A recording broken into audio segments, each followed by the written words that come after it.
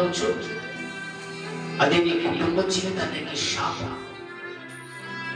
అదే నిన్ను సఫలుడి కాకుండా, నువ్వు చేసే ప్రతి పనులు కూడా సఫలం కాకుండా అడ్డు గోడగా నిలిచింది అవే. దేవుడు చెప్పే మాట మీద లక్ష్యం ఉంచు.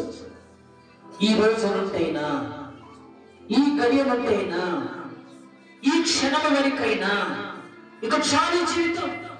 ఇంతకాలం నానా వ్యక్తిగత పనుల్లో, ఇంతకాలం నానా వ్యక్తిగత జీవితాల్లో మందిరం అనుకోక, ప్రార్థన అనుకోక, ఇంత గొప్ప గ్రంథస్థ నా ఇంట్లో ఉండి కూడా నేను చదవడానికి మనసునివ్వక ఎన్నో వ్యర్థమైన వాటిని చూస్తూ, వ్యర్థమైన వాటిని చేస్తూ కాలం గడుపుతూ వెళ్ళిపోయాను తండ్రి. ఈరోజు కళ్ళు తెరిచి చూస్తే ఇంట్లో నెమ్మది కరువైపోయింది.